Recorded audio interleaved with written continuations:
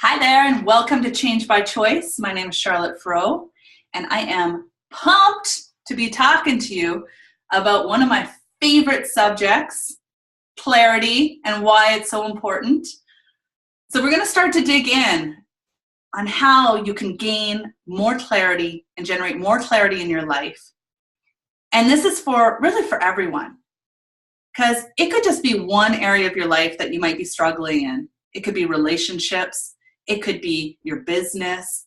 It could be, your own personal goals, your self-care, or maybe you're that person where you just truly feel stuck. You have no idea which way you're going, and you don't really know what steps to take to actually carve that out. Now, one thing I always like to say is that I'm not about doing these huge drastic changes that you're not able to keep up with. I'm about small, simple steps. And that's why it's important that if this is something that you want to start to work towards, just getting a little bit more clear, then you need to carve out the time. And that's what's so important, is that figure out your desire level, whether you rate yourself from 1 to 10, 10 being like you want it that badly, you're frustrated, you're tired of feeling stuck, you're tired of things just being how they are, you want to see your life, your choices, your goals have momentum. You want to see your business flourish. You want to see yourself reach that next level of success, whatever you deem that to be. Then listen in. So here it is. What's that one habit that you start? Sure, you've heard it before. It's nothing too surprising. It's really about journaling. And it's as simple as that. And you might be like, oh, wow, shocker, right? Thing is, are you doing it? And are you doing it consistently? And the other part is do you have the structure or the questions that it takes to be able to get the clarity that you actually need? And so that's what I'm going to share with you. So here's the thing. Journaling, it really is. Here's just a couple little tips. It's about carving out the time and having it be a priority. You can call it journaling. You can call it writing it down in a book. You can call it whatever you want to call it. But regardless if you start off with 10 minutes, 5 minutes, 15 minutes, and carving it out consistently in the morning and at night, just by doing that every single day, you're going to see things start to shift and change. Here's the other tip that I have for you. Our relationship to the things that make us feel good versus the things that make us feel bad. Because I look at situations that come at me as just that. It's information, data, I guess you could say. And instead of, let's say somebody says no to me, or let's say I start to work towards a goal and I don't accomplish it. And part of me, the ego part of me, the pride part of me is like, oh, that doesn't feel good. The other part of me is like, now that I'm starting to work towards this method, it's like, it's okay. Now I know something now that I didn't know before. And what am I going to do with that now? And so I really challenge you guys to look at the information and the data that you are getting every moment of every day, because that is the information that you need to start to move forward. You are being guided in a way. Same way as when you get that gut feeling on the inside that something's not right. It could be at your job. It could be in your relationships. And you know what? And sometimes you just don't know what it is yet. But you're getting information. You're getting data to start to dig in and ask the right questions. And so the questions are super, super important. So another tip, just in terms of getting yourself, into the process, is that top thing, you have to be consistent. But on the flip side, you got to learn how to give yourself some grace. And, if you forget to one day or you're too busy, that's okay. What are you going to do to get yourself back on track the next day? And here's the double bonus. How you show up like that in getting yourself back on track is how you show up with other habits and disciplines that you've left to the wayside and maybe you've fallen off the wagon. They could be your self-care habits. They could be, just anything. How you time block, how you take care of your productivity. Don't beat yourself up for it, but do give yourself a kick in the butt to get yourself back into it. And that's the difference. It's the mindset around it. You're setting yourself up for success. You learn what you need to learn and you move forward.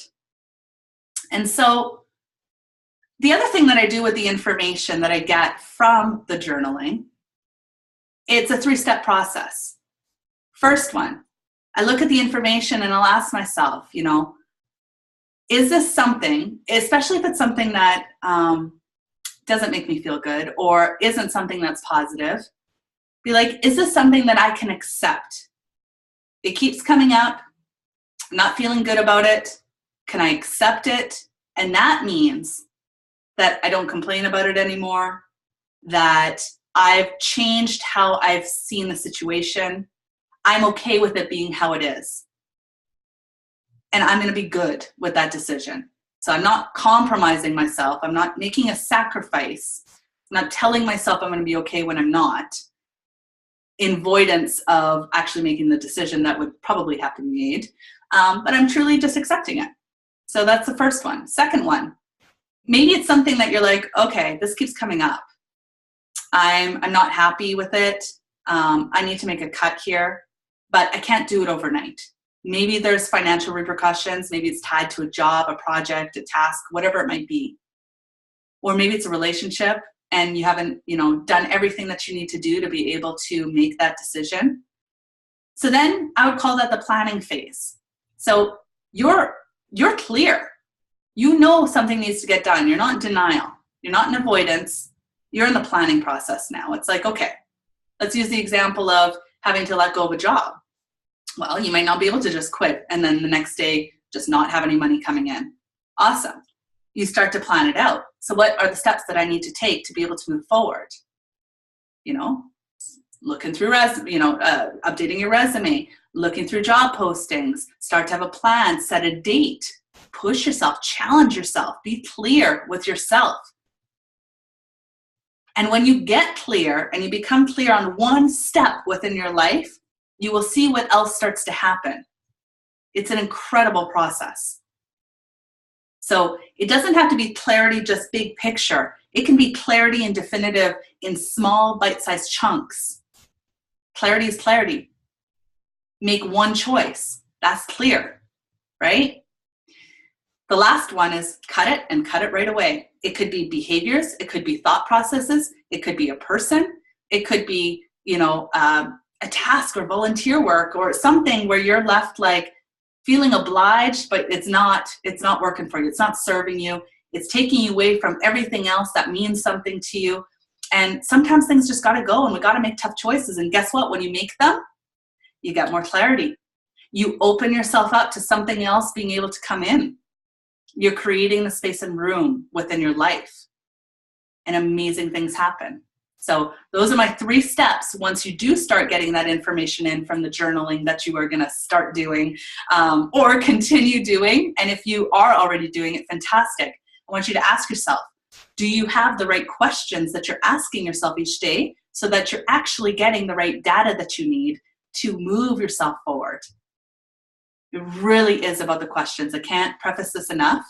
One thing that you're going to be able to keep your eyes open for is a free gift that I'm going to be throwing out there in terms of guided questions you're going to be able to ask yourself morning and night so that you are well supported in this. And so keep your eyes peeled for that. In terms of the big lesson in learning, I'm going to go back to, because like I said, every person's at a different place when it comes to creating clarity in your life. And even when you've been super clear, you might be like a super high achiever, always moving, always shaking, always keeping busy, but are you giving yourself enough space and breath to reflect, to really evaluate those areas that maybe need a little bit more TLC from you? Your relationships, your family, could be your hobbies, could just be yourself and your self-care. That's not going to happen if you don't carve out the time. So go back to the method of, you got to give yourself grace. It's not about being perfect. Got to be able to ditch perfection. But it is about giving yourself that strategy, that discipline of just being able to move forward, right? So hold yourself accountable. It's amazing what happens when you start to move forward with just this one skill. So remember that your desired life is one choice away, and change happens one choice at a time. I hope you guys had an amazing, amazing week, and keep smiling.